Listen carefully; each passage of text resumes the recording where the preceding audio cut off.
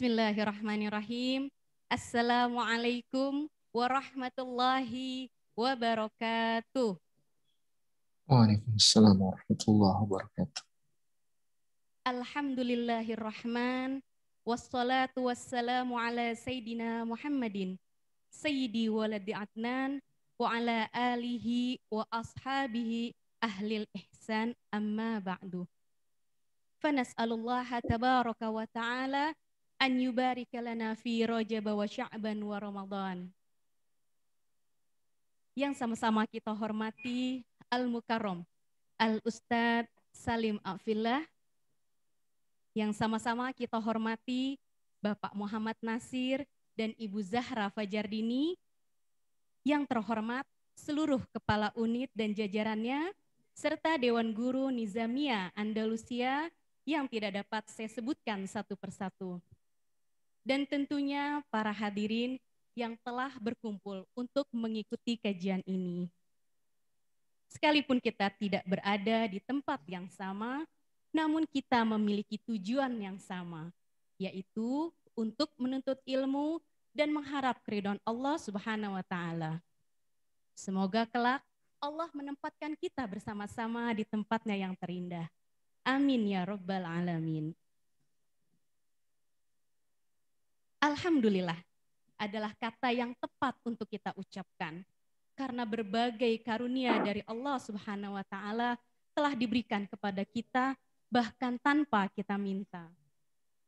Salawat serta salam senantiasa tercurah kepada makhluk terindah yang dengan kehadirannya menjadi rahmat bagi seluruh alam. Dialah Nabi besar Muhammad sallallahu alaihi wasallam.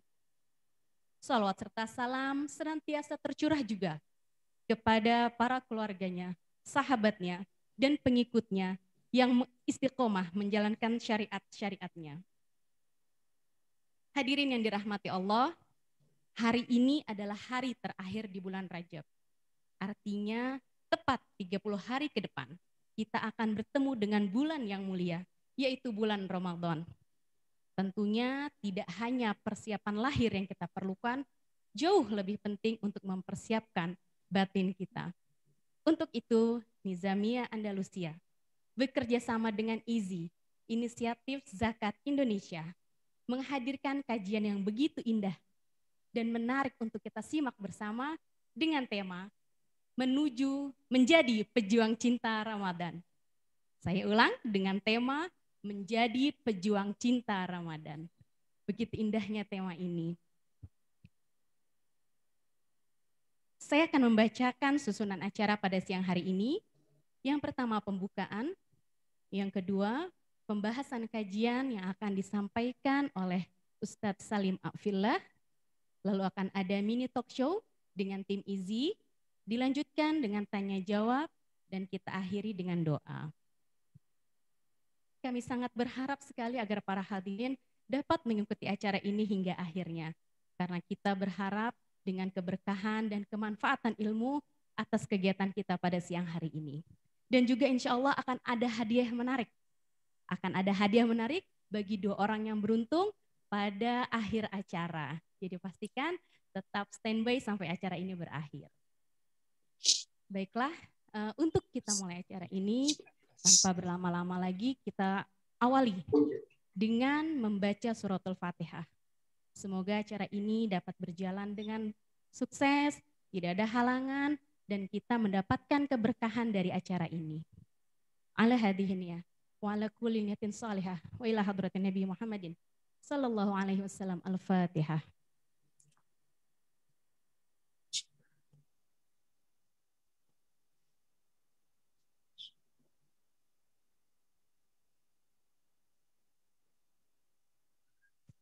Amin, amin ya Rabbal Alamin. Hadirin yang dirahmati Allah, kita akan masuk ke segmen yang kedua.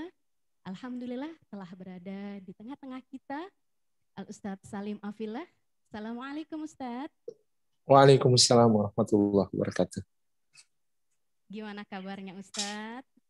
Alhamdulillah baik. Barakallahu fikum. Sehat semuanya insya Allah. Amin, alhamdulillah. Senang sekali Nizamiyah Andalusia dapat bertemu kembali dengan Ustadz ya. Rasanya sudah lama sekali. Iya, alhamdulillah. Alhamdulillah Ustadz, tema kita pada siang hari ini menarik sekali ya. Tentunya yang Iya, penasaran bukan hanya saya nih Ustadz nih. Saya yakin para hadirin juga penasaran. Sebenarnya apa sih yang harus kita perjuangkan di bulan Ramadan dan apa makna cinta? Kenapa temanya menjadi pejuang cinta Ramadan? Gitu ya Ustadz. baik. Baik, Ustadz. Tanpa berlama-lama Ham- kami persilahkan dengan segala hormat untuk memberikan kajiannya. Tafadhol Ustadz. Alhamdulillahi haqqa hamdih, alhamdulillahi hamdan katsiran tayyiban mubarakan fi. Nahmaduhu wa nasta'inuhu wa nastaghfiruhu wa nastahdihi wa natubu ilaih wa la na'budu illa iyyah wa natawakkalu alaih. Allahumma fasalli wa sallim wa barik ala sayyidina wa habibina wa syafi'ina wa maulana Muhammad wa ala alihi wa ala ashabihi wa dzurriyyatihi wa man sara ala nahjih wa man sanna bi sunnatihi wa man ihtada bi hadyihi ila yaumil liqa'i rabbih. Amma ba'd. Hadratal afadil, ya kami hormati para sesepuh yayasan, para pimpinan yayasan beserta seluruh jajaran pengurus yang kami hormati, para dewan guru, para asatid dan ustazat Nizamiyah Andalusia, yang kami hormati juga rekan-rekan dari IZI, Inisiatif Zakat Indonesia, beserta juga para hadirin hadirat semuanya peserta kajian kita pada siang hari ini. Puji syukur kita haturkan kehadirat Allah atas limpahan karunia-Nya. Kita dihimpun dalam majelis ilmu, meskipun hanya secara daring, secara online. Semoga tidak mengurangi semua keutamaan bermajelis ilmu yang bisa kita raih dari sisi Allah Subhanahu wa Ta'ala. Semoga setiap langkah yang kita tempuh pada hari ini menjadi pemudah jalan kita semua menuju ke surga. Dan semoga duduk kita semua termasuk taman di antara taman-taman surga, tempat Allah mencurah-curahkan rahmat-Nya, menaungkan sayap-sayap malaikatnya, menurunkan sakinah ke dalam hati kita, dan menyebut-nyebut nama kita semua dengan bangga pada makhluk-makhluk mulia yang ada di sisinya. Hadirin dan hadirat yang dimuliakan oleh Allah, Allah memanggil kita dengan cinta. Ketika Dia memerintahkan sesuatu, Dia memanggil kita dengan cinta. Ya ayyuhalladzina amanu. Wahai orang-orang yang beriman, orang-orang yang memiliki keyakinan, orang-orang yang percaya kepadaku, kata Allah. Ini adalah panggilan yang begitu akrab, begitu mesra, begitu dekat dari Rabb, pencipta, pemelihara, pengatur segala urusan, pemilik, dan penguasa kita.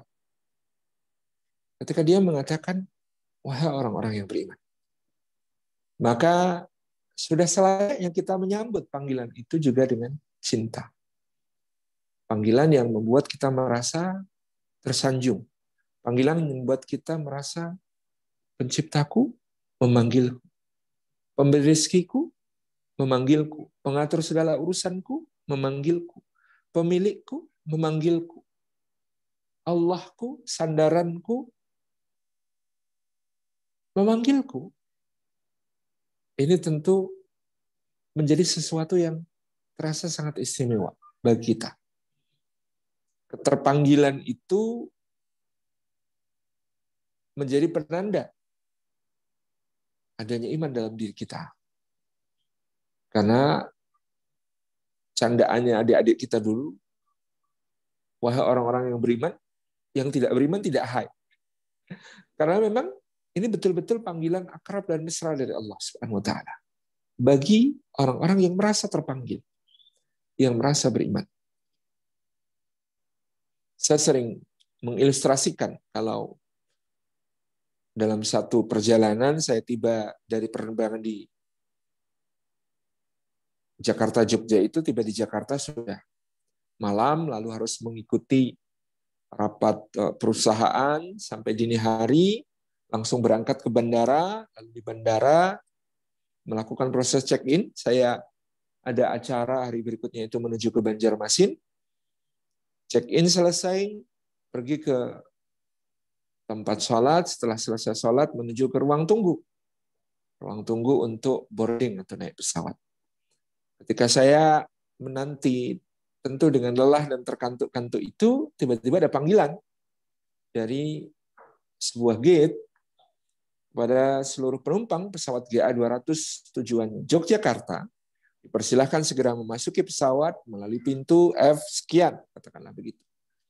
Ya, waktu itu masih di Terminal 2F, kira-kira tahun 2010 atau 2011. Nah, kemudian saya yang sedang menanti penerbangan saya sendiri itu, mendengar pengumuman itu, kemudian tiba-tiba merasa dipanggil. Berlari menuju ke gate yang memanggil. Seakan-akan saya tadi salah gate. Begitu sampai di sana, menyerahkan boarding pass kepada petugas. Petugasnya bertanya, "Loh, Bapak mau kemana?" Astagfirullahaladzim. Baru ngeh bahwa, oh saya mau ke Banjarmasin. Oh iya Pak, silakan Banjarmasin ada di gate seberang. Ini untuk yang ke Jogja. Kenapa saya bisa terpanggil ketika yang dipanggil adalah penumpang ke Jogja? Padahal jelas saya akan menuju ke Banjarmasin. Di alam bawah sadar saya merasa betul bahwa saya adalah orang Jogja. Maka ketika ada panggilan itu, oh, saya. Ada satu keterpanggilan yang sangat dahsyat. Pertanyaannya, ada 92 kali Allah memanggil kita dalam Al-Quranul Karim, ya ayyuhalladzina amanu, ayyuhal mu'minun, wahai orang-orang yang beriman. Ini seperti termaktub dalam sebuah kitab tafsir khusus tentang ayat-ayat ya ayyuhalladzina amanu yang ditulis oleh Syekh Abu Bakar Jabir Al-Jazairi, judulnya Nida'atur Rahman li Ahlil Iman, panggilan-panggilan Allah yang maha pengasih kepada orang-orang yang beriman. Itu. Ya ayyuhalladzina amanu. Apakah ada keterpanggilan itu? Ini yang penting untuk kita persiapkan. Sebuah rasa keterpanggilan yang menunjukkan adanya iman di dalam dada kita untuk memasuki sebuah proses yang sangat dahsyat yang bernama Ramadan. Di dalamnya ada puasa, supaya kemudian nanti menghasilkan output takwa. Jadi kalau surah Al-Baqarah ayat ke-183 itu dipandang sebagai sistem, maka kita membaca ya ayyuhalladzina amanu, wahai orang-orang yang beriman, kutiba alaikumussyam, diwajibkan atas kalian berpuasa, kama kutiba alal ladzina min qablikum, seperti diwajibkan atas orang-orang sebelum kalian, la'allakum tattaqun, supaya kalian bertakwa. Ada 3 ber di situ. Beriman, berpuasa, bertakwa. Jadi inputnya iman, prosesnya puasa, outputnya takwa. Maka sebagai bagian juga dari evaluasi kita, selama bertahun-tahun kita melewati Ramadan. Mungkin ada yang sudah 20 kali, ada yang 30 kali, ada yang 40 atau 50 kali Ramadan terlewati dalam hidupnya. Tapi apakah kita sudah sampai pada output yang diharapkan? Takwa. Alhamdulillah. Kalau belum, karena memang orang beriman pasti tidak akan mengaku-aku telah bertakwa. Pasti tidak akan kegeeran merasa dirinya sudah bertakwa. Dan itu menjadikan dirinya ingin selalu memperbaiki, ingin selalu menjadi lebih baik. Kita sekarang merasa masih jauh dari kualifikasi yang disebut Allah sebagai takwa itu. La'allakum tattaqun. Maka ini ada saatnya bagi kita untuk sebelum masuk ke Ramadan jelas harus membenahi input dan mempersiapkan pembenahan proses. Karena kalau error output itu pasti ada kemungkinan error input, ada kemungkinan error proses, ada kemungkinan error dua-duanya. Sehingga menghasilkan output yang error. Membenahi input, membenahi keimanan kita kepada Allah Subhanahu wa taala. Paling tidak tadi, ada keterpanggilan yang terasa oleh kita. Ketika Allah Subhanahu wa taala memanggil kita sebagai hamba-Nya, wahai orang-orang beriman. Sampai sejauh apa rasa keterpanggilan itu ada? Tentu iman itu bukan sesuatu yang statis. Iman itu dinamis. Seperti yang dikatakan oleh Nabi Shallallahu Alaihi Wasallam, al-imanu yazidu wa yanqus. Iman itu bertambah dan berkurang. Dalam syarahnya Imam At-Tirmidzi menggunakan kata-kata yazidu bitta'ah wa yanqusu bil ma'siyah. Bertambah dengan ketaatan, berkurang dengan kemaksiatan. Maka lingkaran untuk memupuk keimanan itu adalah iman menggerakkan amal soleh menguatkan iman. Iman menggerakkan amal soleh menguatkan iman. Terus, henti-henti. Iman menggerakkan ketaatan, ketaatan menambah keimanan, menguatkan iman. Iman menggerakkan ketaatan. Terus begitu. Mudah-mudahan kita semua berada dalam lingkaran tersebut. Karena kalau sebaliknya, kita iman, lalu ada kemaksiatan. Maksiat itu melemahkan iman. Kalau iman melemah, maka dorongan untuk berbuat baik juga semakin lemah, dorongan untuk berbuat buruk menjadi menguat. Na'udzubillahnya jatuh lagi ke dalam kemaksiatan, melemahkan keimanan lagi, begitu seterusnya. Kita perlu mempersiapkan cinta kita, menyambut panggilan Allah. Zat yang maha cinta ini tentu juga dengan aktivitas ketaatan. Maka tadi seperti yang juga dibawakan oleh moderator, ada harapan. Kita semua memohon berkah kepada Allah. Allahumma barik lana fi Rajab wa Sya'ban. Atau bahkan wa Ramadan, wa ballighna Ramadan. Kita memohon kepada Allah diberikan berkah itu sejak di bulan Rajab, di bulan Sya'ban, sampai di bulan Ramadan. Rajab min arba'atin hurum, termasuk 4 bulan haram, 4 bulan mulia. Dan Ramadan sayyidus syuhur, penghulu seluruh bulan. Kita berada di antara 2 titik yang sangat mulia ini. Bulan yang mulia dan bulan yang paling mulia.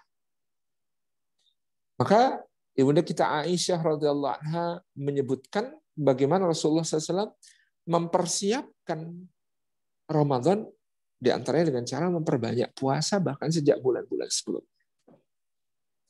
Di bulan Sya'ban, Aisyah mengatakan, tidak kujumpai Rasulullah memperbanyak puasa di luar bulan Ramadan yang lebih banyak, lebih sering, lebih intensif dibandingkan di bulan Sya'ban.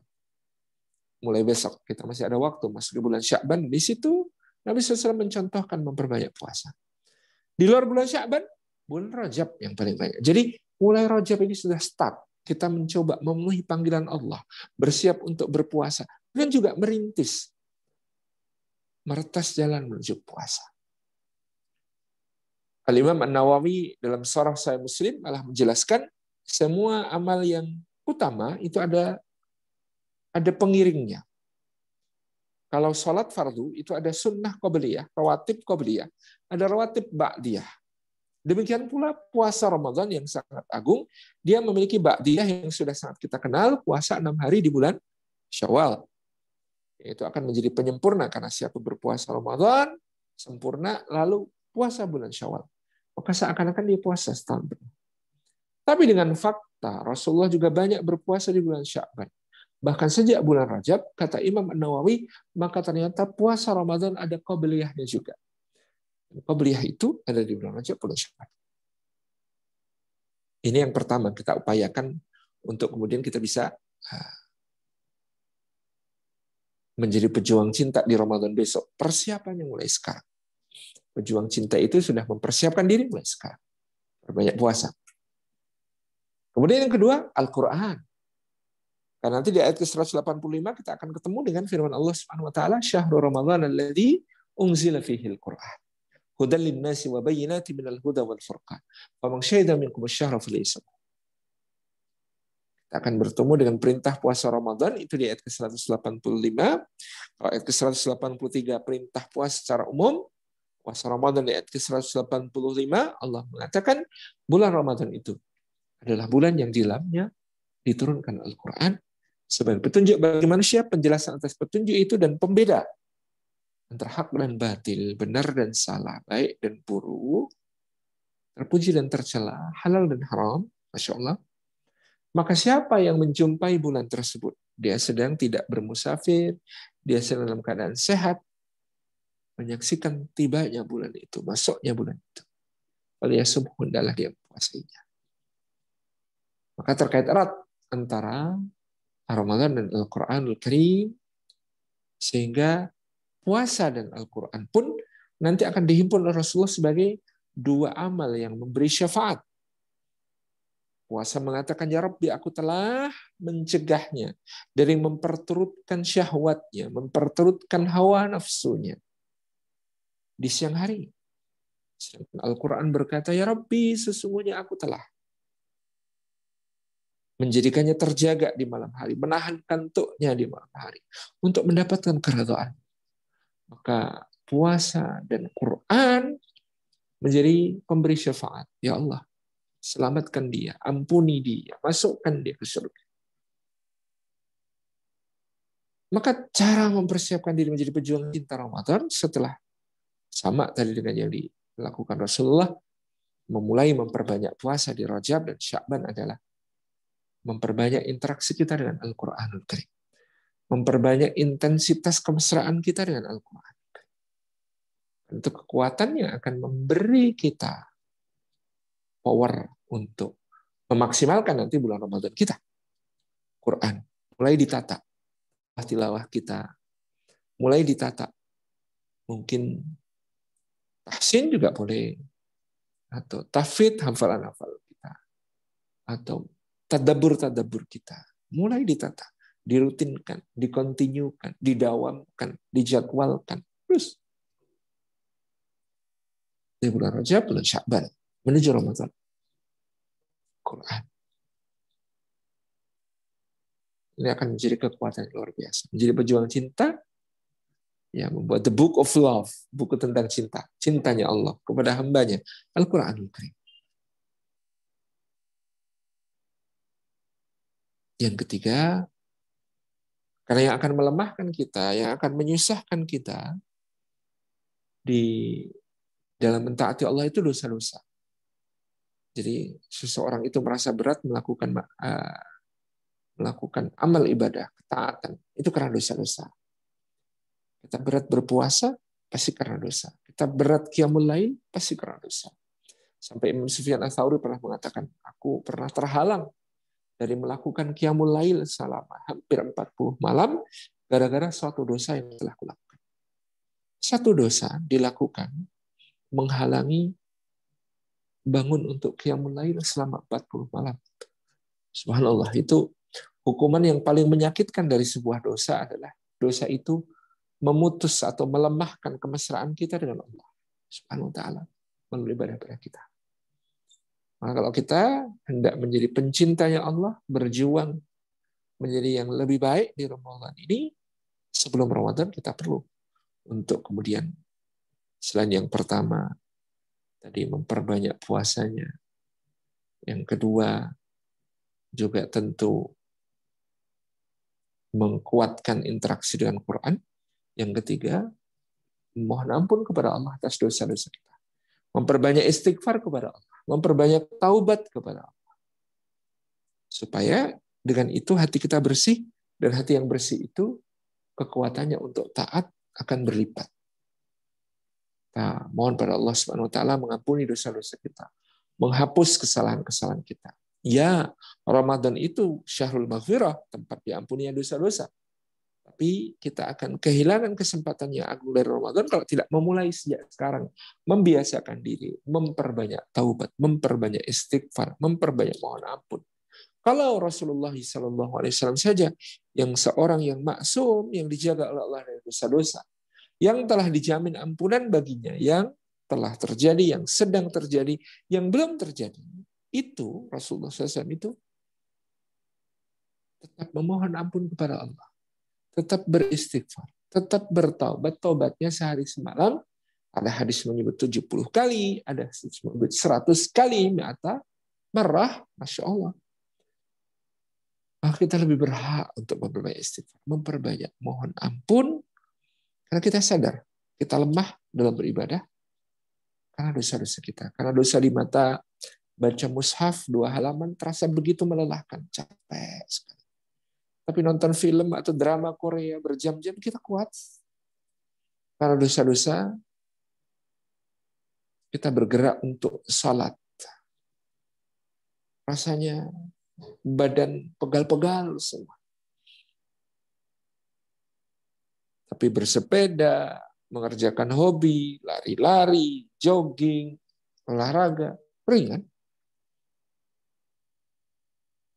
Jadi yang tidak sehat bukan fisik kita. Ketika fisik kita berat diajak melakukan ketaatan. Bukan fisik kita yang tidak sehat. Yang tidak sehat hati kita. Perlu memohon ampun, membersihkan. Dan ini momentumnya dari sejak bulan yang mulia, bulan Rajab. Bulan Sya'ban yang manusia lalai karena terletak di antara dua bulan mulia. Sehingga menghidupkan syiar dalamnya juga adalah sebuah kebaikan. Kita mulai. Perbanyak mohon ampun, perbanyak istighfar kepada Allah SWT. Yang berikutnya, memperbaiki hubungan dengan sesama. Tentu Ramadan itu menghapus dosa-dosa pada Allah Subhanahu wa taala. Tapi bagaimana dosa-dosa yang terkait dengan sesama, dengan hak-hak Adam, dengan orang lain, dengan teman sepergaulan. Penting, apalagi nanti akan kita lewati malam nisfu Sya'ban. Ada banyak pembahasan tentang nisfu Sya'ban, tapi di antara hadis sahih tentang nisfu Sya'ban adalah bahwa pada malam nisfu Sya'ban itu Allah mengampuni semua dosa dari semua makhluknya. Kecuali orang yang mempersekutukan Allah, berbuat kesyirikan, dan orang yang bertengkar, berkonflik dengan saudaranya, dan belum ingin untuk berdamai. Ataupun memutus silaturahmi dengan saudara kita. Ini jangan sampai kita termasuk yang demikian. Maka penting untuk tidak hanya berhalal bihalal di saat Idul Fitri, di saat bulan Syawal, tapi bahkan sebelum Ramadan. Kita rintis, perbaiki hubungan kita dengan orang-orang di sekitar kita, dengan orang-orang yang ada di dalam pergaulan kita, di circle kita, atau bahkan juga di medsos kita, karena kita berinteraksi mungkin banyak melalui media sosial sekarang. Perbaiki hubungan itu. Karena jangan sampai dia mengganggu dan menghalangi kita dari kebersihan dan ampunan Allah Subhanahu wa taala ketika kita kemudian memasuki Ramadan. Masuki bulan mulia, bulan maghfirah, bulan ampun. Jadi yang pertama sudah membiasakan puasa juga. Yang kedua mempererat intensitas dengan Al-Quran. Yang ketiga mohon ampun kepada Allah, memperbanyak istighfar. Yang keempat memperbaiki hubungan dengan sesama. Dan yang kelima tadi sudah kita baca doanya, Allahumma barik lana fi Rajab wa Sya'ban wa ballighna Ramadan. Tentu diiringi upaya apapun yang bisa kita lakukan untuk memperkuat ruhaniyah kita supaya bisa siap memasuki Ramadan dengan sebaik-baiknya. Jadi pejuang cinta itu pertama memperjuangkan ruhaninya supaya betul-betul siap untuk berjuang habis-habisan nanti di kesempatan terbaik di bulan Ramadan yang tidak sembarangan dianugerahkan oleh Allah. Atakum Ramadan syahrun mubarak, kata Nabi SAW, telah datang kepada kalian bulan Ramadan, bulan yang penuh dengan keberkahan.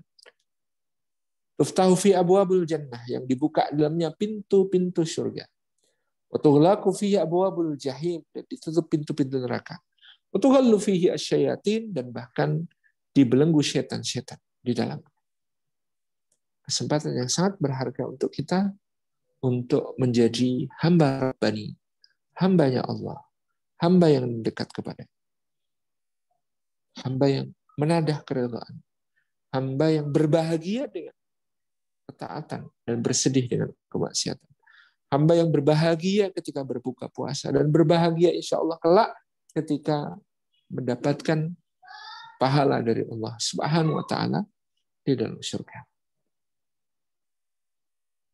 Yang berikutnya menjadi pejuang,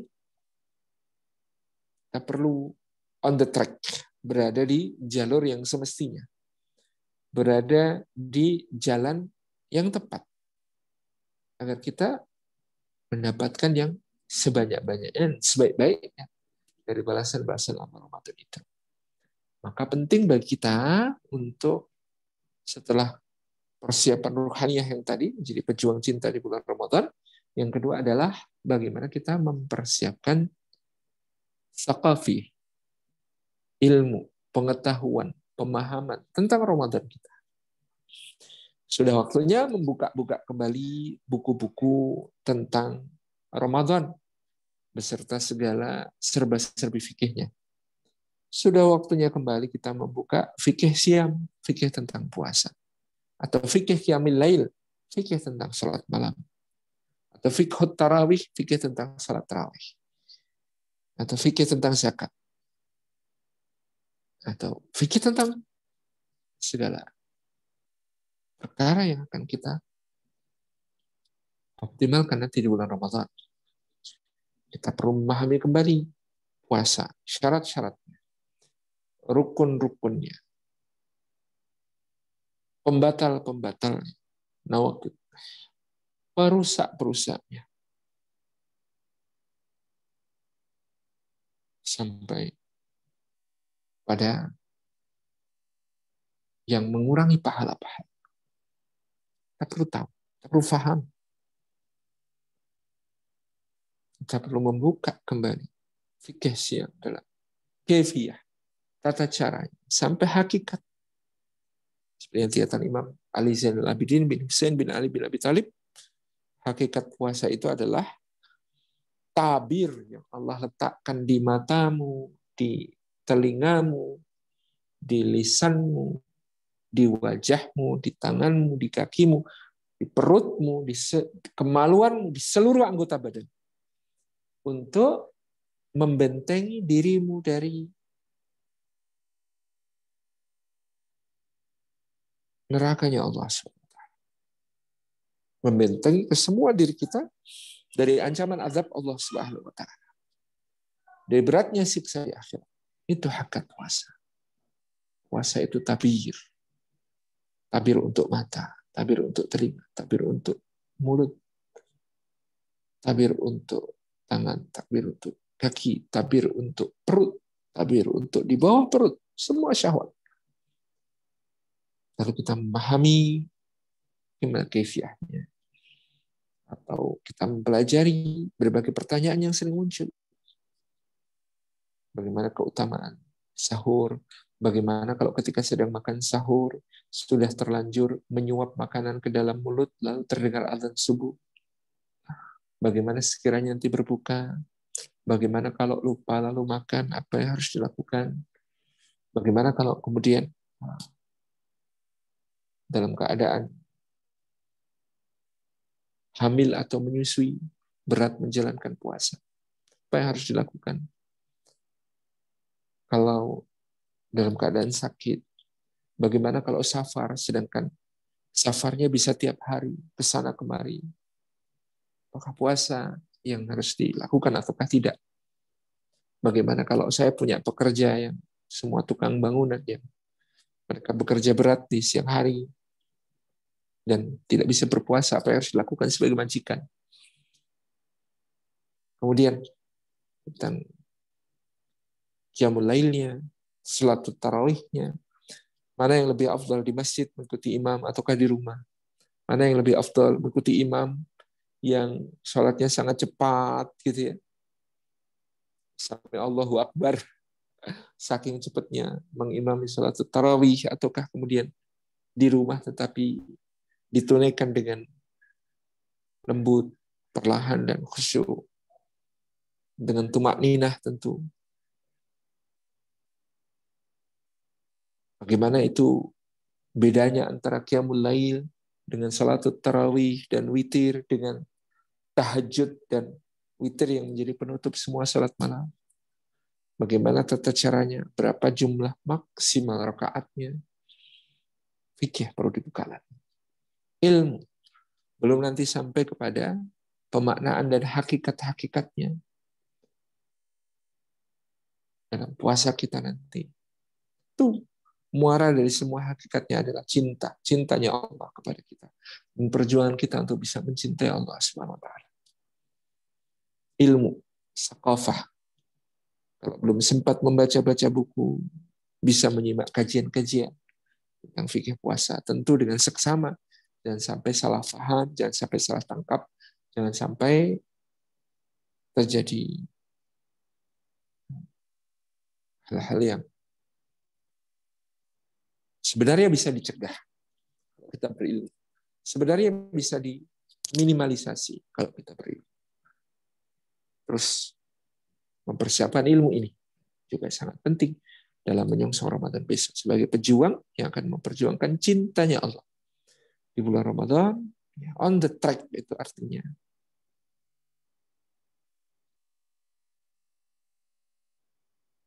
beramal sesuai dengan tuntunan yang diajarkan oleh Allah dan Rasul-Nya Sallallahu Alaihi Wasallam. Kemudian tentu ada persiapan jasadiah, persiapan jasmani. Dan itu bisa sejalan dengan tadi persiapan ruhani. Nabi Sallallahu Alaihi Wasallam dari bulan Rajab, Sya'ban sudah merintis memperbanyak puasa. Kita pun sebaiknya begitu. Supaya nanti di awal Ramadan, ketika kemudian orang mengalami adaptasi yang cukup mendasar dalam gaya hidup. Dan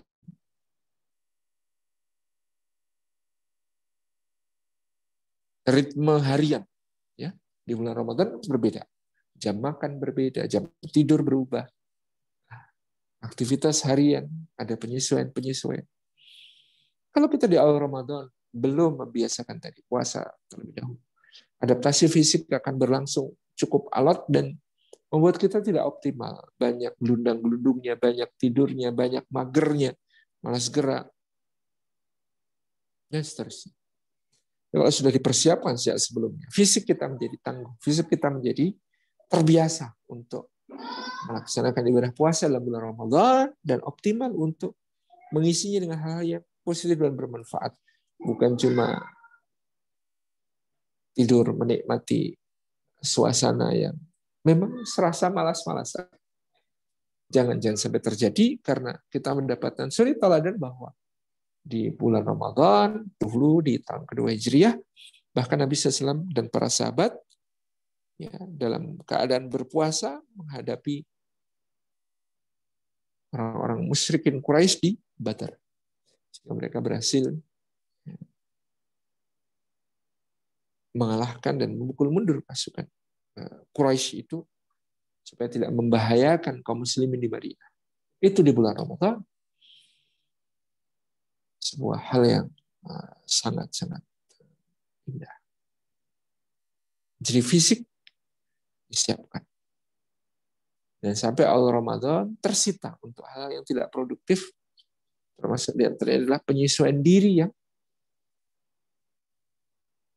kurang sejak awal. Makanya siapkan fisik kita untuk kuat dan mampu menjalankan segala perjuangan cinta di bulan Ramadan. Yang berikutnya ada persiapan iktisadi, persiapan ekonomi. Karena Ramadan tentu ada barangkali keterbatasan, jangan sampai kita disibukkan oleh hanya urusan-urusan yang remeh-temeh. Persiapan iktisadi juga, bagaimana kemudian kita tidak bersibuk-sibuk di bulan Ramadan dengan berlebih-lebihan sampai meninggalkan yang utama. Sampai meninggalkan i'tikaf karena customer sedang banyak-banyaknya, padat-padat. Apalagi tailor, ya, penjahit, apalagi toko sembako maupun toko oleh-oleh, ya, baju fashion, baju baru. Belanjanya juga kita kontrol, dan selebihnya kita juga jangan sampai menjadi orang yang bahasa Jawa itu ketumpul, terlalu sibuk sampai lupa, terlalu sibuk dalam bekerja hal dunia, lalu lupa kepada hakikat akhirat. Dan ini momentum menjelang Ramadan untuk menghidupkan hakikat akhirat itu dan mempersiapkan keluarga kita secara finansial aman selama Ramadan. By planning, dengan rencana yang baik. Kemudian ada persiapan sosial. Bagaimana kita juga sebagai pejuang cinta di Ramadan nanti mempersiapkan aktivitas-aktivitas bersama dengan sebaik-baiknya. Apalagi masih dalam kondisi pandemi COVID-19, ada protokol kesehatan yang harus senantiasa kita taati, kita patuhi, kita jaga demi menjaga diri kita dan menjaga orang lain. Ya, bukan cuma menjaga diri kita, tapi menjaga orang lain. Barangkali ini perlu saya sampaikan juga karena ada yang kemarin sempat protes mengatakan, Ustadz, teman saya yang sudah jaga banget kepada prokes, toh akhirnya kena juga. Sementara saya, kata dia, yang sembarangan, nggak pernah prokes, nggak pernah pakai masker, nggak pernah ada apa-apa, nggak ada masalah, juga sampai sekarang sehat-sehat saja. Ini kesalahan berpikirnya. Orang yang sudah menjaga, lalu dia tetap terkena, dia peluangnya untuk mendapatkan pahala yang sangat banyak, sangat besar. Dia dapat pahala ketika menjaga prokes karena dia menjaga dirinya, menjaga keluarganya, menjaga orang yang dicintainya, menjaga bahkan orang-orang tua yang tidak dia kenal, gitu ya. Itu dia menjaga, dapat pahala. Kena, lalu dia bersabar. Habis kena, udah menjaga, tapi kena, dia bersabar. Dia ridho Allah, maka pahalanya berlipat tak terhingga. Jadi menjaga prokesnya dapat pahala, terkena lalu kemudian dia sabar dapat pahala. Sebaliknya orang yang nggak jaga, meskipun nggak kena, bisa jadi kena dosa. Meskipun dia tidak merasakan gejala, tidak merasakan sakit. Sangat dimungkinkan dia orang tanpa gejala yang menjadi carrier, pembawa bagi virus itu. Yang kalau dia sembarangan dalam prokes, tidak mengindahkan prokes, lalu dia berinteraksi dengan orang-orangnya. Daya tahan tubuhnya lebih lemah daripada dia. Kakeknya, neneknya, orang tuanya, anak kecil, bayi. Orang yang memiliki komorbid dan lain sebagainya, yang dengan itu dia membawa sebagai carrier, dia membawa membawa virus yang demikian untuk bisa menginfeksi yang lain. Na'udzubillah min dzalik. Dia tetap berdosa. Berdosanya bukan karena menulari. Kalau menulari misalnya adalah qadar Allah terjadi meskipun dia sudah jaga prokes, tidak masalah. Maafu, insya Allah dimaafkan oleh Allah. Tapi dia menjadi pembawa virus karena dia sembarangan, karena dia tidak menjaga, karena dia tidak berupaya. Tentu ini ada dosanya tersendiri. Gitu ya. Jadi ukhtifillah rahmatullah, ya, penting persiapan sosial. Dan dalam semua persiapan ini kita diikat oleh tujuan agung ya. Semua ibadah itu ditujukan la'allakum tattaqun. Supaya kita menjadi orang-orang bertakwa. Dalam goals yang lain, ayat ke-185 mengatakan wala'allakum tashkurun. Dan ayat ke-186 menyatakan la'allahum yarsyudun. Jadi sebagai pejuang cinta, goals kita ada. Satu, la'allakum tattaqun, menjadi orang bertakwa. Bertakwa itu berarti mulia. Karena inna akramakum indallahi atqakum. Sesungguhnya yang paling mulia di antara kalian di sisi Allah adalah yang paling bertakwa. Jadi kalau Allah memerintahkan ibadah la'allakum tattaqun, supaya kalian bertakwa, berarti supaya kalian mulia di sisi Allah. Masya Allah.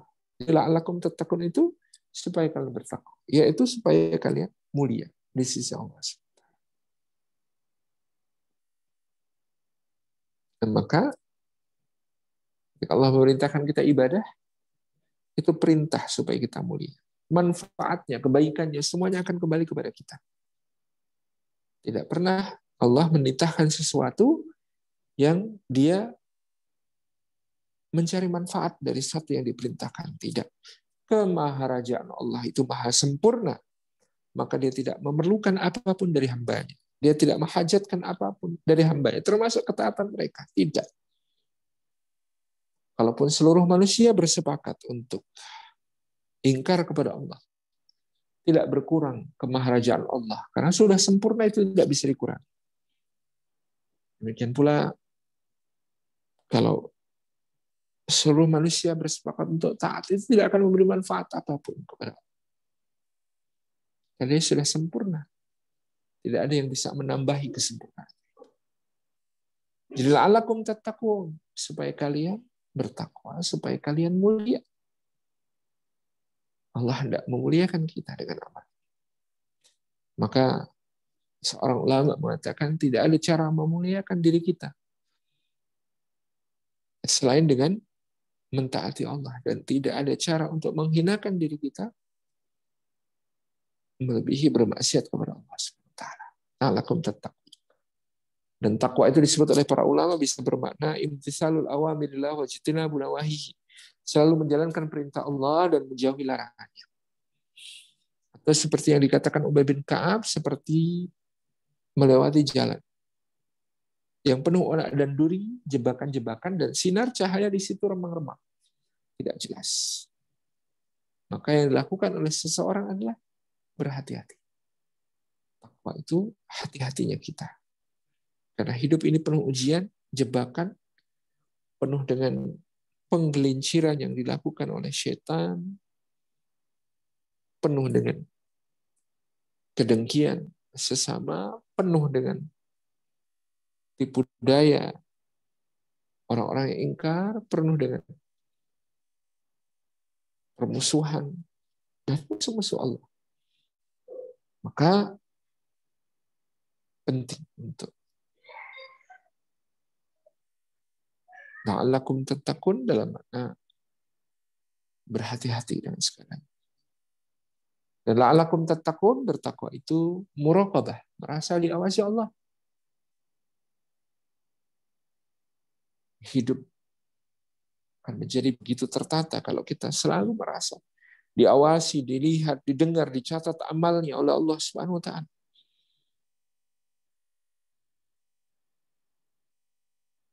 Dengan kesadaran itu, pengawasan Allah. Kita melatihnya di saat Ramadan dengan cara yang luar biasa. Jam 12 siang mau berwudu untuk sholat zuhur, di sampingnya ada orang lain sedang berwudu. Bahkan meskipun orang di samping kita tidak tahu, kita tidak akan berkumur sambil menelan air kumuran itu gelak. Padahal kita sangat haus. Tapi kita tahu Allah Maha melihat, Allah Maha mendengar, Allah Maha mencatat. Sehingga kita tidak melakukannya. Karena kita muraqabah, merasa diawasi Allah. Bayangkan kalau perasaan seperti dalam puasa itu, yang tidak ingin mencucup, yang tidak ingin menghisap, yang tidak ingin mengambil sedikit pun air yang ada dalam mulut untuk dimasukkan membasahi kerongkongan dan saluran pencernaan. Itu kemudian kita merasa ini jangan. Kalau suasana seperti ini dibawa keluar dari ibadah puasa, maka Masya Allah Tabaraka Rahman, tidak akan ada korupsi, tidak akan mencuri hak orang lain, tidak akan ada na'udzubillah min dzalik berzina, tidak akan ada minum khamar dan kemaksiatan-kemaksiatan yang tidak berujung. Subhanallah. Karena kita muraqabah, merasa diawasi oleh Allah, merasa dilihat, merasa didengar. Dan juga muahadah, dengan janji kehambaan kepada Allah, menyusun rencana-rencana amal kebaikan dan ketaatan kepada Allah. Menyusun program-program ibadah, menyusun berbagai program, rencana untuk melakukan kebaikan-kebaikan. Memasuki Ramadan nanti, menetapkan target. Saya Ramadan ini sholat fardu yang 5 waktu harus berjamaah. Saya dalam sepekan minimal 5 kali melakukan sholat tarawih. Saya dalam sehari berinfak minimal Rp5.000, katakan begitu. Saya tersenyum kepada minimal 50 orang per hari. Saya setiap habis sholat tilawah Quran minimal 5 halaman. Saya selama Ramadan nanti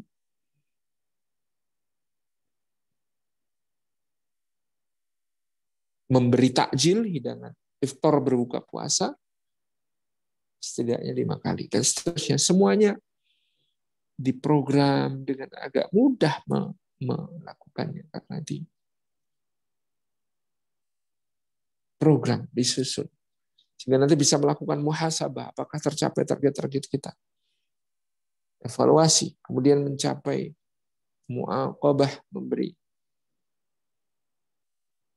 konsekuensi pada diri kita sendiri kalau melanggar komitmen kepada Allah, dan yang terakhir mujahadah, berupaya untuk mengikhlaskan niat hanya karena Allah, berjuang untuk memurnikan motivasi hanya karena Allah, dan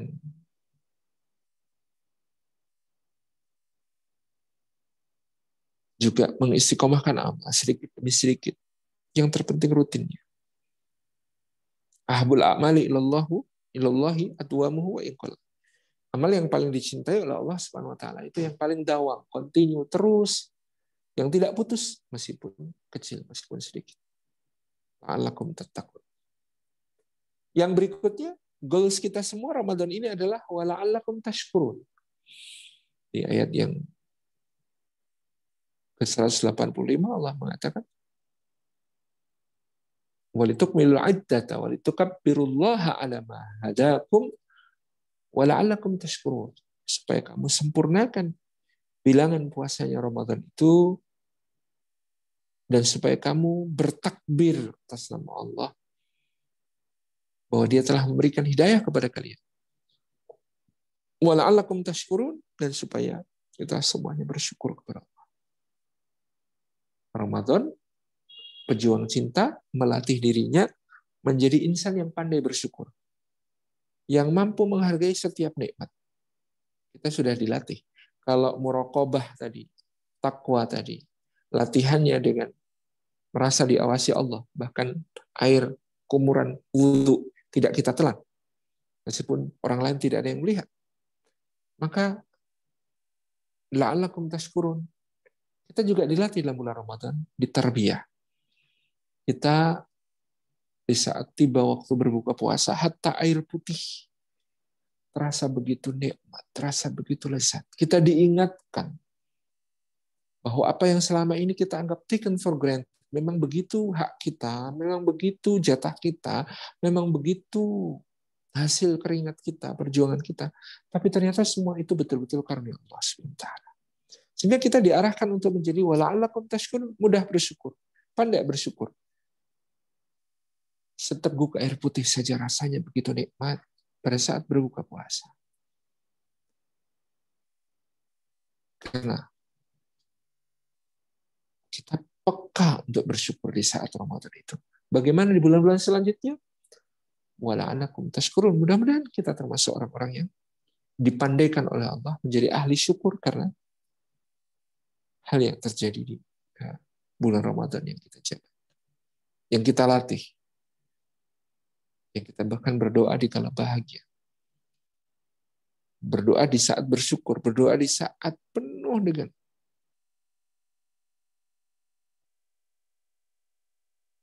kebaikan, berdoa dan saat berbuka puasa mustajabah,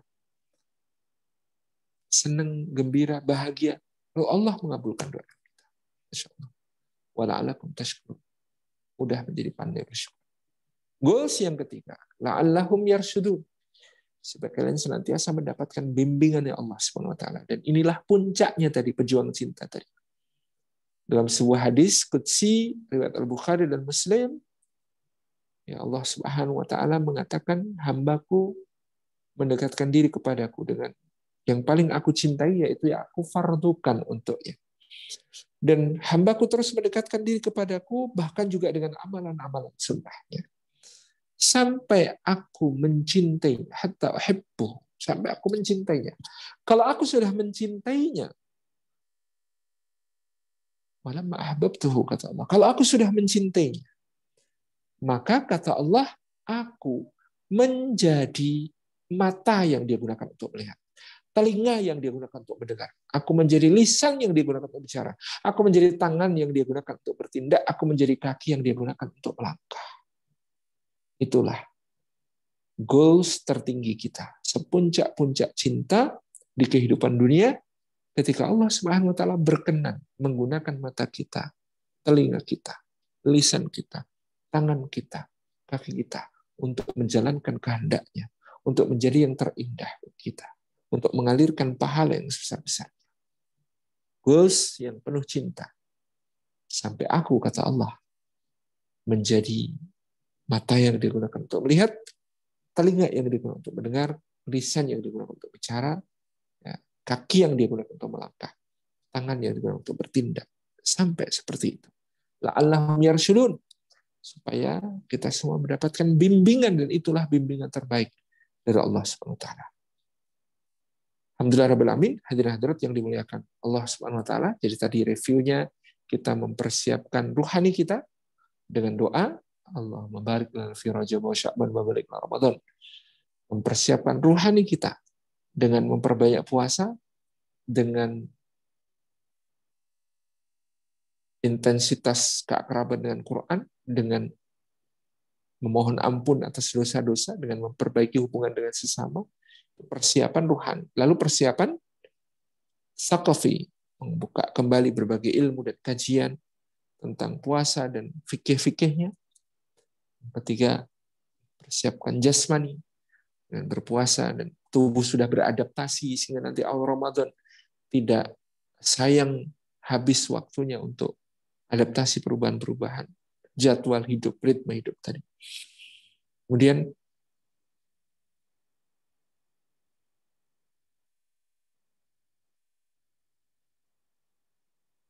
memperbaiki mempersiapkan setelah ilmu ada jasad fisik, kemudian ekonomi, finansial juga perlu disiapkan, dan sampai pada hal yang sifatnya sosial.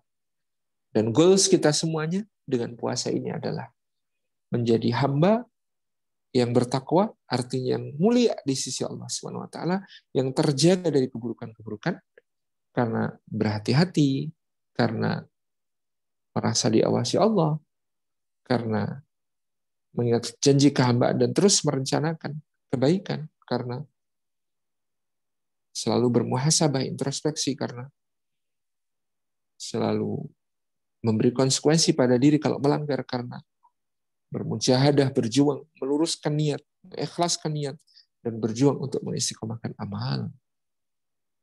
Lalu goals yang berikutnya, wala'allakum tashkurun, karena kita kemudian menjadi peka untuk mengenali segala sesuatu yang dianugerahkan Allah kepada kita sebagai nikmat. Lalu dengan menjadi orang yang bersyukur, fa insyaallah akan ditambah kenikmatan. Yang ketiga, la'allahum yarshudun, sampai level secinta-cintanya cinta.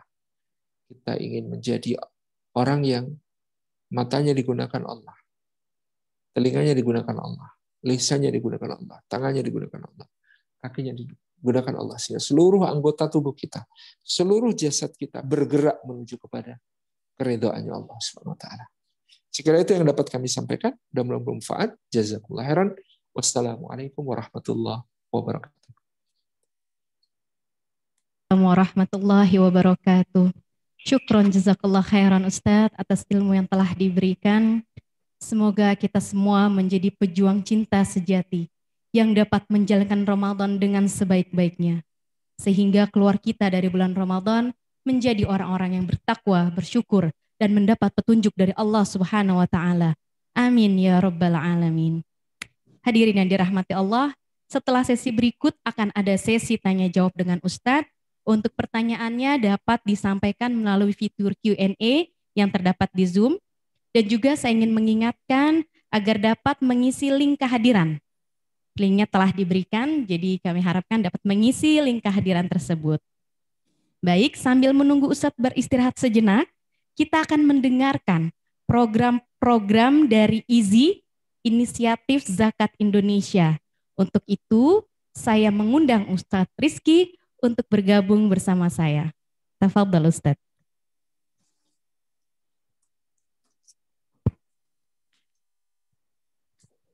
Assalamualaikum Ustadz. Waalaikumsalam warahmatullahi wabarakatuh, Bu Iva. Iya, sehat ya Ustadz ya? Alhamdulillah. Alhamdulillah. Baik nih Ustadz. Langsung aja nih, sebenarnya izi itu apa sih? Ya, baik. Alhamdulillahirrahmanirrahim. Allahumma sholli ala Muhammad, Muhammad. Allahumma barik lana fi Rajab wa Sa'ban, wa barik lana Ramadan. Ayah dan bunda yang saya hormati, Ustadz Salim Afillah, Allah berkahi semua. Alhamdulillah, IZI sebagai lembaga amin zakat nasional, Bu Iva. Dan alhamdulillah sejak 2016 kita diberikan amanah oleh pemerintah juga untuk akhirnya kita bisa menerima mengelola dana zakat infak sedekah masyarakat Indonesia. Dan alhamdulillah IZI hadir dengan kita memberikan sebuah program dengan pemenuhan aspek kebutuhan-kebutuhan fakir miskin atau para duafa. Atau bahasanya di zakat adalah 8 asnaf, 8 golongan penerima zakat. Dan alhamdulillah Lasnas IZI bekerja sama dengan banyak mitra, salah satunya adalah sekolah. Kita juga berikan ikhtiar kita bagaimana zakat sebagai sebuah rukun Islam ya Bu ya, sebagai pilar agama kita, ini menjadi sangat penting untuk kita edukasi seperti itu. Betul Ustadz. Dan yang paling penting bagaimana zakat ini juga dapat meratakan ekonomi masyarakat ya Ustadz ya? Insya Allah betul banget, karena akan ada program zakat yang meminimalisir kesenjangan sosial itu. Karena visi zakat itu adalah merubah yang tadinya begini Bu, mendapatkan zakat atau mustahik, berubah minimal dia mandiri atau muktafi. Syukur-syukur dia naik yang paling atas adalah menjadi muzaki. Masya Allah, dulunya dia mustahik, bisa merubah menjadi muzaki. Artinya tadi Ibu sampaikan benar, kesenjangan ekonomi akan hilang insya Allah. Iya, gitu. Pemerataan ekonomi. Gitu. Betul. Ini juga Ustadz nih yang saya tahu nih, dari izinnya sendiri punya program Booking Berkah Ramadan. Boleh tahu nggak Ustadz apa tuh Booking Berkah Ramadan? Ya, terima kasih Bu Iva. Jelang Ramadan ada sebuah spirit yang kita ambil dari kisah sahabat, di mana jelang-jelang Ramadan ini adalah ada ikhtiar untuk mempersiapkan diri agar Ramadan itu makin luar biasa mendapatkan kebaikan-kebaikannya. Hingga akhirnya para sahabat itu seperti Ustaz Salim tadi sampaikan berbagi tips kepada kita, mari kita siapkan sejak awal Sya'ban, Rajab, Sya'ban, udah mulai kita nuansa Ramadannya, qiyamul lailnya, tilawah Qur'annya, infaknya, bahkan semuanya kita punya target dan kita laksanakan di 2 bulan jelang Ramadan. Nah, apa kaitannya dengan Booking Berkah Ramadan? Ini salah satu ikhtiar kita mengajak pada masyarakat Indonesia, mari bahwasanya di jelang Ramadan ini kita bisa lebih awal untuk menyiapkan bagaimana program kebaikan kita untuk duafa udah bisa sejak awal Ramadan. Karena apa Bu Iva? Kadang kalau kita lihat program itu baru H ke-20, H ke-15 mustahik baru dapat bantuannya. Nah, sedangkan H1-nya mereka bisa jadi kekurangan pangan, masjid musolanya belum benar, masih mungkin kekurangan gitu ya. Dan dengan Booking Berkah Ramadan, sejak awallah donatur itu bisa atau muzaki atau masyarakat bisa berbagi agar nanti easy di sejak 1 Ramadan bahkan sebelumnya agar mustahik bisa lebih tenang beribadah. Betul. Karena ada programnya paket Ramadan itu segala macam, mereka bisa lebih tenang makan apa, mikirin apa untuk sahur, itu insya Allah akan hilang karena sudah ada sejak 1 Ramadan tadi. Masya Allah. Jadi memang sengaja diprogram untuk awal-awal Ramadan ya. Karena memang benar banget yang Ustadz bilang, kebanyakan dari kita justru menyalurkannya di H-10 yang kita pikirin adalah bagaimana mereka bisa berlebaran. Padahal untuk mempersiapkan di awal Ramadan itu justru lebih penting ya. Itu dia Bu. Oh ya. Dan biasanya hadirnya tuh untuk wilayah mana aja Ustadz? Baik, dengan programnya kita laksanakan Booking Berkah Ramadan itu kita melaksanakan di daerah Jakarta, ada daerah Cilincing. Itu harus dengan kita melihat saudara-saudara kita juga ada di sini. Maaf Ustadz, ini Cilincing ini berarti mereka para ini ya, mustahiknya? Ya, mustahik tentunya karena sasaran dari penerima zakat, infak sedekah. Lalu ada di Bogor, lalu ada di Bekasi juga tentunya. Dan ada wilayah-wilayah program penyaluran kita, itu di 16 provinsi kantor perwakilan kita. Dan hari ini yang menarik, Bu Iva, setelah kita launching kemarin, adalah penyebaran wilayah program kita di wilayah 3T. 3T. Terluar, terdepan, tertinggal. Terluar, Indonesia. terdepan, tertinggal. Di Indonesia. Dan itu berarti ada di Riau, ada di Bengkulu, Kalimantan Utara, dan juga ada wilayah kemarin yang bencana Bu, yang juga Nizamiyah telah memberikan kepeduliannya untuk korban bencana alam di Sulawesi Barat. Ada satu daerah, ini mirip kayak daerah di Bekasi namanya Meikata. Ya, ini juga itu yang daerah banjir daerah di sana juga kita bantu juga di sana. Jadi itu daerah-daerah wilayah penyalurannya. Gitu. Wilayah penyaluran. Terus selain program BBR ini, saya menyebutnya BBR ya, Booking Berkah Ramadan. Siap. Ada program apa lagi Ustadz? Baik, jadi di Booking Berkah Ramadan kita nanti memastikan ada 2 bentuk program, yaitu sifatnya fisik, yaitu benah musola, merapikan renovasi masjid. Lalu ada bentuknya adalah memberikan paket kepedulian kepada yatim duafa, namanya PAS, paket anak soleh. Paket anak Nah, soleh. itu sifatnya fisik. Yang keduanya sifatnya kepada pemenuhan kebutuhan pokok, yaitu paket Ramadan.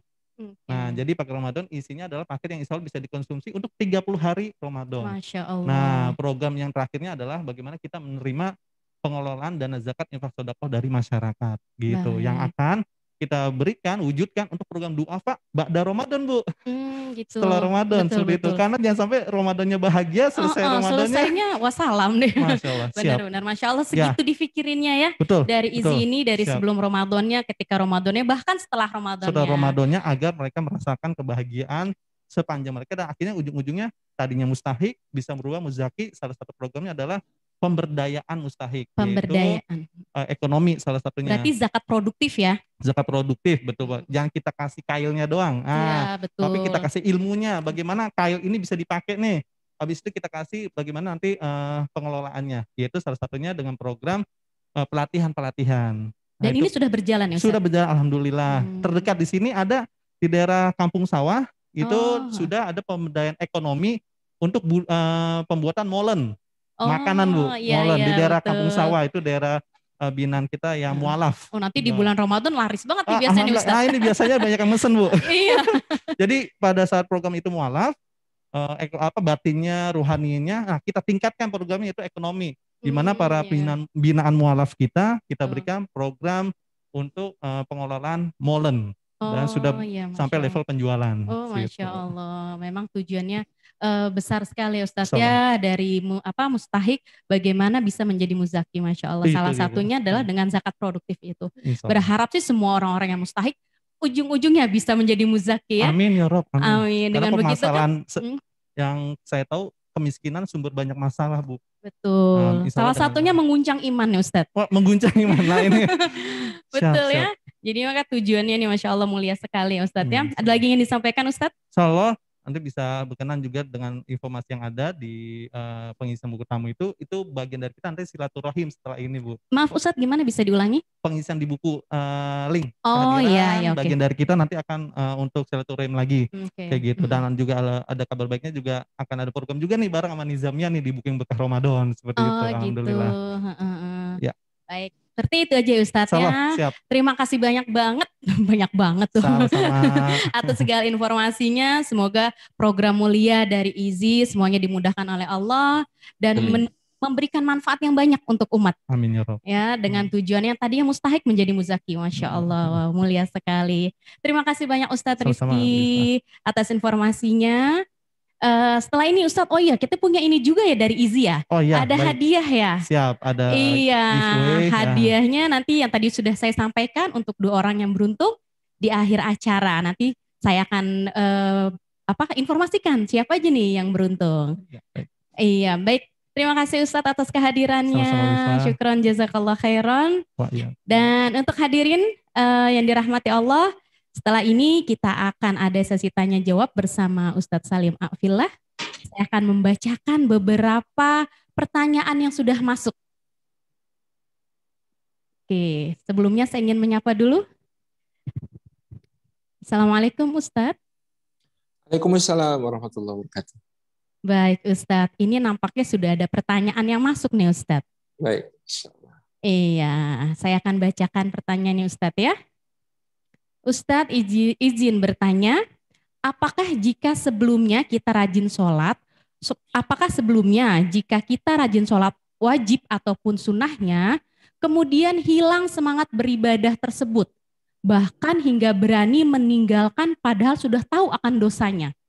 Apakah itu ciri-ciri orang yang mati hatinya?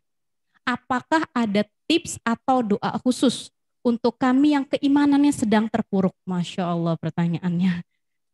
Iya, gimana Ustadz? Mau dijawab dulu atau dikumpulkan? Langsung aja dulu ya, supaya tidak lupa. Ustadz. Baik. Heran, yang pertama tentu setiap orang mengalami dinamika di dalam keimanannya kepada Allah Subhanahu wa taala. Tadi kita menyebutkan bahwa al-imanu yazidu wa yanqus, yazidu bit ta'ah wa yanqusu bil ma'siyah. Iman itu bertambah dan berkurang, ya, menguat dan melemah, naik dan turun, ya, bertambah karena ketaatan kepada Allah dan berkurang karena kemaksiatan. Sayyidina Abu Bakar As-Siddiq menemui Sayyidina Handalah radhiyallahu anhu dalam satu kesempatan, lalu bertanya, kaifa haluka ya Handalah? Bagaimana kabar Anda, wahai Handalah? Handalah radhiyallahu anhu menjawab, qad nafaqa Handalah ya Abu Bakar. Handalah ini sudah jadi munafik, wahai Abu Bakar. Loh, kenapa Anda mengatakan begitu? Kata Handalah, saya ini kalau di depan Rasulullah Sallallahu Alaihi Wasallam, kalau ada di dekat beliau, maka rasa-rasanya surga begitu dekat ada di hadapan saya. Rasa-rasanya kaki saya berada di atas neraka jahanam yang menyala-nyala, sehingga saya merasakan rasa takut yang sangat kepada Allah, seakan-akan Allah itu begitu dekat ada di depan kita. Itu kalau bersama Rasulullah Sallallahu Alaihi Wasallam. Tapi kalau pulang, ketemu pekerjaan, ketemu keluarga, ketemu urusan anak-anak, ketemu ini, ketemu itu, rasa-rasanya semua bayangan yang sangat indah itu tentang akhirat itu hilang lenyap tak berbekas. Bukankah ini sebuah kemunafikan? Kata Abu Bakar As-Siddiq, saya juga mengalami yang begitu. Lalu kalau begitu kita tanyakan kepada Rasulullah SAW. Maka mereka menanyakan kepada Nabi SAW. Nabi tersenyum dengan penuh kasih sayang kepada mereka dan bersabda, kalau kalian itu senantiasa berada dalam keadaan seperti ketika bersamaku, dimanapun, kapanpun, maka malaikat akan menyalami kalian di tempat tidur kalian, menyalami kalian di tempat pekerjaan kalian. Ya karena sudah seperti malaikat kita ini kalau sampai stabil terus nggak pernah berubah imannya. Tetapi saatan wasa'ah, ya handalah saatan wasa'ah. Ya memang ada saat-saat kita semangat, ada saat-saat kita lemah. Patokannya apa? Selemah apapun yang terjadi, kalau bisa kita jangan meninggalkan yang fardu. Jadi jangan kehilangan yang wajib. Kalau kita sedang lemah-lemahnya iman, malas banget beribadah, upayakan kita tetap tidak kehilangan yang fardu, tidak kehilangan yang wajib. Nah, bagaimana kalau kita sampai ya parah lalainya lalu kemudian jatuh ke dalam kemalasan ibadah yang berat? Insya Allah kalau kita masih ada rasa bersalah, kalau kita masih ada rasa berdosa, kalau kita masih ada rasa nggak nyaman gara-gara meninggalkan kewajiban kita, maka insya Allah masih ada keimanan di situ. Maka insya Allah hatinya belum mati, hatinya masih hidup. Dan itu sangat bisa diselamatkan. Ya, pertama, ambil jeda. Ambil waktu untuk melakukan tafakur, ambil waktu untuk melakukan muhasabah. Coba lepas sejenak dari kerutinan. Coba lepas sejenak dari aktivitas-aktivitas yang membelenggu kita, kemudian sediakan waktu untuk tafakur. Kalau sudah tafakur, maka kemudian meningkat kepada istighfar, memperbanyak mohon ampun kepada Allah. Karena yang semakin membuat hati ini cahayanya redup, semakin redup adalah dosa yang kemudian bertumpuk, dan dia akan kemudian menguat lagi cahaya itu kalau kita beristighfar. Lepas lagi noktah-noktah kerak-kerak dosa tadi, sehingga kemudian hati kembali bercahaya sedikit demi sedikit. Jadi ambil waktu untuk tafakur. Bahkan mungkin yang lebih refresh bukan cuma ambil waktu, tapi cari tempat juga untuk tafakur. Kunjungilah tempat yang kemudian memberikan, istilah anak muda sekarang ada vibe yang positif gitu ya. Ya pergi ke masjid yang makmur, yang kegiatannya ramai, mendengarkan orang yang kemudian baca Al-Quran dengan suara yang indah dan penuh penghayatan, misalnya gitu ya. Atau kemudian ya pergi mendatangi seorang ahli ibadah, seorang yang ahli ilmu, seorang yang alim, yang faqih, yang terjaga ketaatannya kepada Allah untuk mengambil semangat. Ya, kita bisa melakukan upaya-upaya itu. Untuk intinya adalah ambil wakfah, ada terminal perhentian dari kerutinan yang membuat kita kebas hati kita, membuat hati kita terasa berat untuk melakukan ketaatan-ketaatan. Jadi ada wakfah, ada terminal perhentian sejenak, lalu kita tafakur, lalu kita istighfar. Insya Allah ini akan menjadi obat yang sangat baik bagi hati. Lalu kemudian sesudah itu, ketika hati mulai menguat, perjuangkan sekuat tenaga untuk meraih apa yang dinasihatkan oleh para ulama sebagai tombol hati. Kita bisa kembali kepada Quran, maca Quran angen-angen sak maknani, membaca Quran sambil menyimak apa yang dimaksud di dalam bacaan itu, maknanya, tafsirnya, tadabburnya, gitu ya. Atau kemudian kita menyeksamai kisah-kisah para salihin, ya. Kita menyimak sirah Nabi, bagaimana perjuangan Rasulullah SAW mengorbankan segalanya untuk mengantarkan hidayah ini, cahaya ini kepada kita, gitu ya. Sampai kita merasa malu kepada Allah, malu kepada Rasulullah SAW. Kenapa kita kemudian tidak mau untuk memenuhi apa-apa yang menjadi kewajiban dan kebutuhan kita sebenarnya di dalam beragama. Kemudian ya kita juga bisa meluangkan waktu. Tak sengajalah habis isya tidur, pasang waker untuk kemudian bisa bangun jam 2, setengah 3, jam 3 boleh. Atau kalau tidak mau terlalu berat, setengah 4 gitu. Bangun sepertiga malam terakhir, di waktu sahur, waktu yang hening, kita bisa melakukan sholat, nggak usah banyak-banyak dulu.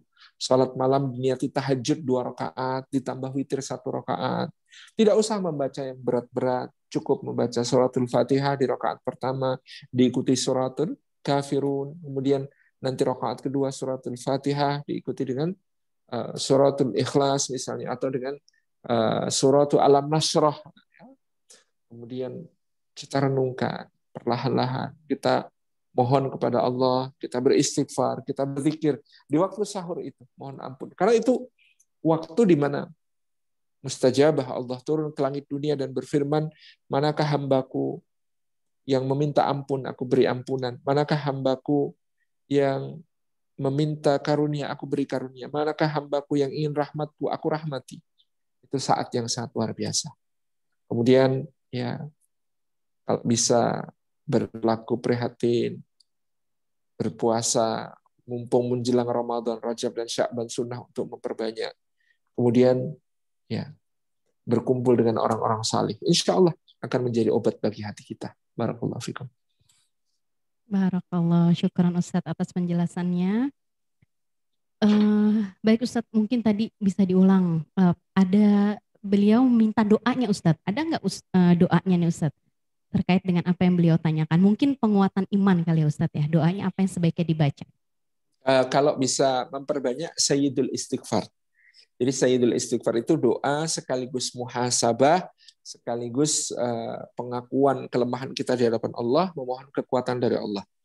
Allahumma anta rabbi la ilaha illa anta khalaqtani wa ana abduka wa ana ala ahdika wa wa'dika mastata'tu a'udzubika min syarri ma sana'tu abu'u laka bi ni'matika alayya wa abu'u bi dzambi faghfirli fa innahu la yaghfirud dzunuba illa anta. Ini doa yang disebut sebagai Sayyidul Istighfar. Bisa diperbanyak. Allahumma anta rabbi, ya Allah engkau adalah Rabbku, penciptaku, pemberi rizki, pengatur segala urusan, pemilikku, penguasaku, ya Allah, pemeliharaku. La ilaha illa anta, tidak ada sesembahan yang berhak untuk diibadahi selain engkau. Khalaqtani, engkau ya Allah yang telah menciptakan aku, wa ana abduka, dan aku adalah hambamu, wa ana ala ahdika wa wa'dika mastata'tu, dan aku berada di atas perjanjian denganmu dan janjiku kepadamu sejauh yang aku mampu. A'udzubika min syarri ma sana'tu, aku memohon kepadamu perlindungan dari keburukan perbuatanku sendiri. Abu ulaka bi ni'matika alayya, dan aku mengakui nikmat-nikmat yang telah engkau anugerahkan kepadaku. Wa abu ubidzambi faghfirli, dan aku mengakui dosa-dosa yang kulakukan, maka ampunilah aku. Fa innahu la yaghfiru dzunuba illa anta, sesungguhnya tidak ada yang bisa mengampuni dosa-dosaku selain engkau. Agak panjang ya, enggak apa-apa, nanti di Google saja doa Sayyidul Istighfar. Doa Sayyidul Istighfar. Itu dibaca, diperbanyak, kalau bisa dihafal, insya Allah lebih baik. Wallahu a'lam bishawab. Baik Ustadz, syukran jazakallah. Selanjutnya ada pertanyaan yang berikutnya. Masa pandemi ini menjadi dilema bagi kami orang tua. Ingin sekali menghidupkan semangat tarawih di masjid bersama anak-anak. Namun khawatir penularan COVID. Perlukah anak-anak tetap diajak ke masjid selama masa pandemi ini Ustadz? Silakan Baik. Ustadz. Prioritasnya adalah la dharara wa la dirara. Kaidah penting dalam Islam, tidak boleh membahayakan orang lain dan tidak boleh membahayakan diri kita sendiri.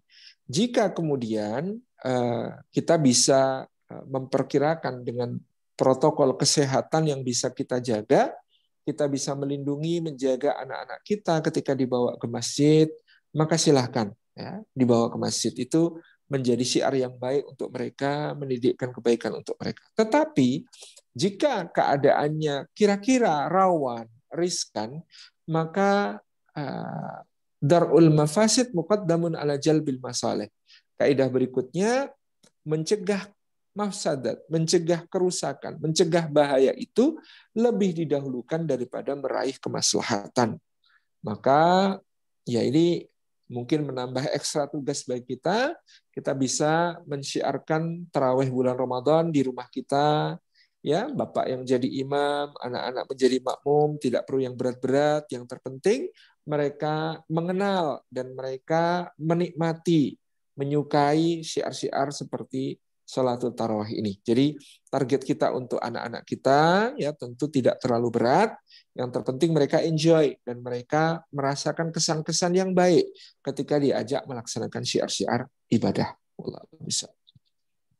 Oke, baik Ustadz. Masya Allah, yang penting adalah bagaimana tetap mensyiarkan Ramadan di rumah-rumah kita ya Ustadz ya. Betul, betul. Iya. Mungkin ini pertanyaan terakhir. Baik. Assalamualaikum Ustadz, izin bertanya. Terkadang dalam sebulan berpuasa, ada kadar tingkat ibadah yang mulai menurun di pertengahan Ramadan. Bagaimana supaya tetap istiqomah di awal, tengah, dan akhir Ramadan, agar sesuai dengan target-target Ramadan yang sudah dibuat. Jazakallah khair. Silakan Ustadz. Baik, selalu berpikir tentang bahwa Ramadan ini innamal a'malu bil khawatim. Salah satu prinsipnya, sesungguhnya amal-amal itu terlihat pada bagian penghujungnya, pada bagian akhirnya. Jadi yang lebih dicintai Allah itu yang continue, yang dawam, yang bisa berkesinambungan, bukan yang asal semangat dan asal banyak. Jadi lebih baik mempertahankan sesuatu yang mungkin hanya sedikit atau kecil, tetapi bisa kita jalankan secara kontinu daripada langsung sporadis, besar-besar tetapi tidak berlanjut. Rasulullah SAW mengatakan, ahabul a'mali ilallah adwamuhu wa in qalla. Amal yang paling dicintai Allah itu yang paling dawam, yang paling kontinu, meskipun dia sedikit, meskipun dia kecil. Ya, misalnya soal tilawah Al-Quran. Awal-awal kita sedang semangat-semangatnya. Oh, sehari saya bisa 4 juz, sehari saya bisa 3 juz, gitu ya. Tapi kemudian di pertengahan menjadi melemah, apalagi dengan kesibukan-kesibukan yang bertambah padat barangkali. Nah, ini namanya discontinue, ini tidak dawam. Nah, maka mari upayakan yang bisa dawam. Ya, 1 juz setiap hari, katakanlah demikian, itu lebih baik. Yang terpenting kita konsisten istiqomah, ya. Kita konsisten istiqomah. Kalau ada yang bolong kita tambal. Kalau sehari 1 juz itu paling setiap habis sholat 5 waktu cuma 4 halaman. 4 halaman itu cuma 2 lembar. Ya, ini misalnya subuh kita mau nambah boleh. Subuhnya 8 halaman.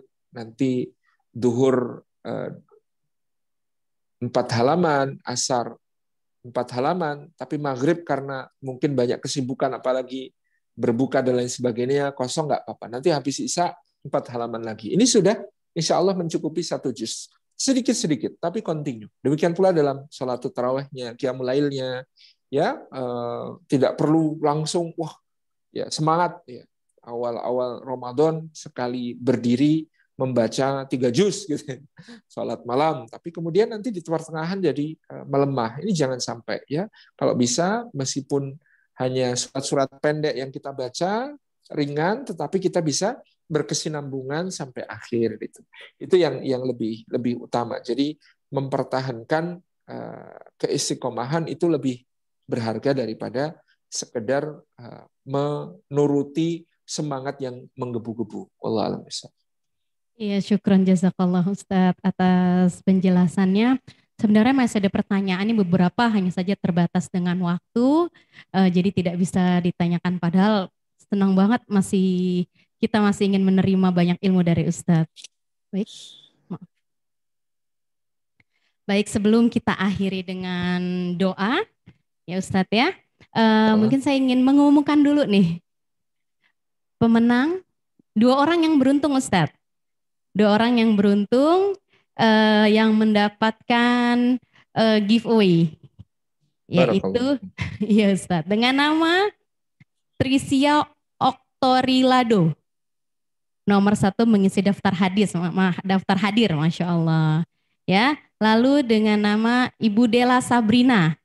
Masya Allah, ini 2 pemenang ini yang beruntung. Nanti akan diberikan bingkisan dari, boleh Pak Rizky, bingkisannya diperlihatkan.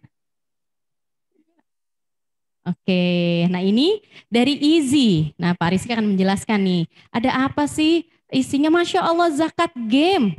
Ngelihat judulnya aja udah seru banget nih. Gimana? Ini apa nih Ustadz Rizky? Baik, sebelumnya saya ucapkan selamat buat 2 ayah bunda ini ya, 2 peserta gitu ya, mendapatkan hadiah ini.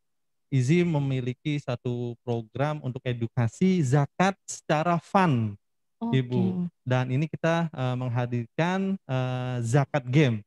Jadi sebuah permainan yang mungkin mirip modelnya seperti Monopoly, tapi di sini kita bisa bermain sambil belajar tentang zakat. Ya, seperti itu. Karena memang mempelajari zakat rumit juga ya Ustaz ya. Jadi Easy sengaja membuatnya dalam bentuk permainan. Masya Allah, berarti bisa juga dimainkan oleh kita-kita yang sudah dewasa ini ya. Sangat bisa sekali Bu, benar-benar. Jadi kita akan mudah sekali untuk belajar zakat secara fun, dan ditambah kondisi pandemi ini, semua keluarga ada di rumah, bisa bareng-bareng main Bu. Seperti itu. Jadi bisa mengisi waktu Ramadannya juga dengan mempelajari zakat melalui permainan ini gitu ya. Selamat sekali lagi kepada Ibu Trisia Oktorilado dan Ibu Dela Sabrina. Untuk giveaway-nya nanti akan diinfo lebih lanjut lagi ya. Iya, syukran ya Ustadz ya. Baik, yuk hadirin sekalian, marilah sama-sama kita angkat kedua belah tangan kita untuk sama-sama mengaminkan doa yang akan disampaikan oleh Ustadz. Kepada Ustadz Salim Filah, kami persilakan dengan segala hormat. A'udzubillahi minasyaitonirrajim. Bismillahirrahmanirrahim. Alhamdulillahirabbil alamin. Hamdan syakiran hamdan na'imin hamdan yuafi ni'amahu wa yukafi mazidah. Ya Rabbana lakal hamdu kama yanbaghi li jalali wajhika wa 'azimi sultanik. Allahumma fassalli wa sallim wa barik ala sayyidina wa habibina wa syafi'ina wa maulana Muhammad ibn Abdullah wa ala alihi wa ashabihi wa mawalah. وارض اللهم عن سادتنا أبي بكر وعمر وعثمان وعلي وعن كل صحابة رسول الله أجمعين وارض عنا معهم برحمتك يا أرحم الراحمين. اللهم اغفر للمؤمنين والمؤمنات والمسلمين والمسلمات الأحياء منهم والأموات إنك سميع قريب مجيب دعوة يا قاضي الحاجات. ربنا اغفر لنا ولإخواننا الذين سبقونا بالإيمان ولا تجعل في قلوبنا غلا للذين آمنوا ربنا إنك رؤوف رحيم. ربنا اغفر لنا ولوالدينا وارحمهم كما ربونا صغارا. اللهم أعنا على ذكرك وشكرك وحسن عبادتك. اللهم أصلح لنا ديننا الذي هو عصمة أمرنا وأصلح لنا دنيانا التي فيها معاشنا وأصلح لنا آخرتنا التي إليها معادنا. اللهم بارك لنا في رجب وشعبان وبلغنا رمضان. اللهم إنا نسألك رضاك والجنة ونعوذ بك من سخطك والنار. اللهم إنا نسألك الهدى والتقى والعفاف والغنى. اللهم إنا نسألك سلامة في الدين وعافية في الجسد وبركة في الرزق وزيادة في العلم وتوبة قبل الموت ورحمة عند الموت ومغفرة بعد الموت. اللهم هون علينا في سكرة الموت والنجاة من النار والعفو عند الحساب. ربنا هب لنا من أزواجنا وذرياتنا قرة أعين واجعلنا للمتقين إماما. ربنا آتنا في الدنيا حسنة وفي الآخرة حسنة وقنا عذاب النار وأدخلنا الجنة مع الأبرار يا عزيز يا غفار يا رب العالمين. سبحان ربنا رب العزة عما يصفون وسلام على المرسلين والحمد لله رب العالمين. Amin, amin ya rabbal alamin. Syukron Ustadz atas doanya. Semoga Allah Ta'ala mengijabah doa kita. Baik, terima kasih kami ucapkan sekali lagi kepada Ustadz Salim Afilah atas ilmu yang telah diberikan. Insya Allah menjadi manfaat bagi kita semua. Dan terima kasih pula kepada para hadirin yang telah meluangkan waktunya untuk mengikuti kajian di siang hari ini. Semoga keberkahan dan kemanfaatan ilmu dapat kita raih. Terima kasih banyak. Saya mohon maaf apabila ada salah-salah kata. Insya Allah kita bertemu lagi dalam keadaan yang lebih baik lagi. Sekian dari saya. Assalamualaikum warahmatullahi wabarakatuh.